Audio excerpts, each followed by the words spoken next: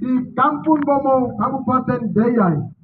Tanggal 6 April 1962 dan menyerahkan konferensi pertama di Bomo dengan beberapa agenda, yaitu pelantikan Ketua Sinode pertama dan pelayanan dari tangan misi. Sendin Kama menyerahkan tongkat estafet kepada orang pribumi dan sekolah Alkitab Enarutali dipindahkan di Kebo Manatagdagi. Tahun 1962, Prof. Main dan Pendeta Yosia Tebai mulai merintis Lembah Siriwo di Dadau, sekarang Kelasis Bedu atau Kelasis Siriwo. Bapak Ibu Saudara sekalian yang dikasihi oleh Tuhan kita Yesus Kristus, perlu kita mematuhi Gereja Kemah Injil Kimi di tanah Papua telah mengalami beberapa proses reorganisasi, yaitu masa pelayanan Sendin mulai dari tahun 1939 sampai 1962. Tanggal 13 Januari tahun 1939 hingga 6 April tahun 1962 adalah masa Sendin. Pelayanan dilakukan oleh misionaris melalui wadah dan kama, lalu pelayanan kurang lebih 23 tahun. Masa pelayanan wilayah 1962 sampai 1983.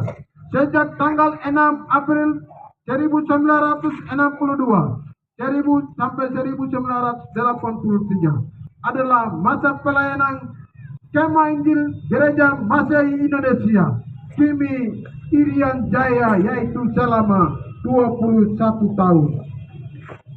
Masa pelayanan wilayah 1983 sampai 2026.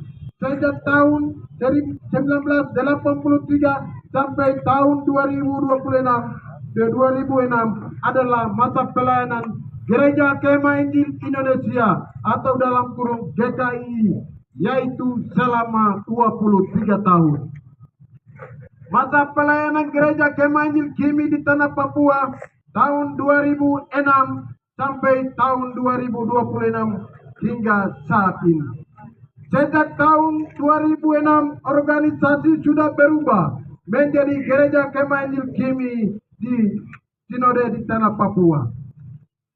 Selanjutnya, pekabaran terakhir Gereja Kemah Injil Kimi di tanah Papua. Saat ini usia yang ke-87 tahun, terdiri dari 1 sinode, 14 koordinator, 94 kelasis definitif dan 10 kelasis persiapan.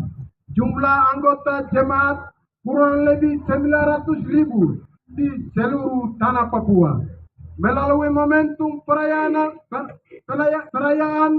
yang ke-80 tahun masuknya Injil di Paniai Papua sebagai umatnya, mari kita panjatkan segala puji dan syukur. Rasa syukur kita kehadirannya atas rencana dan karyanya bagi kita umat Kimi, bahwa gereja tetap eksis dalam pengembangan misi pelayanan dan pekerjaan Tuhan di tanah Papua. Sekalipun diwarnai dengan berbagai persoalan dan masalah, Gereja Kemah Injil Kimi di tanah Papua pasti menjadi Injil yang menginjili dan memenangkan jiwa-jiwa bagi kerajaan Allah.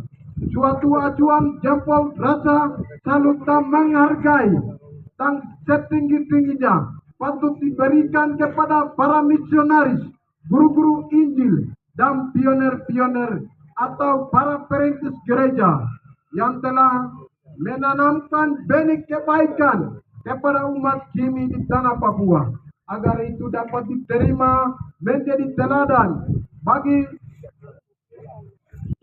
prajurit tongkat estafet ke generasi muda gereja masa sekarang dan masa yang akan datang di tanah Papua.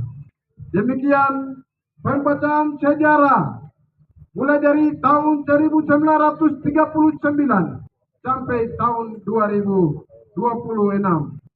Disampaikan terima kasih kepada Bapak Ibu sekalian Kiranya Tuhan Yesus memberkati. Shalom.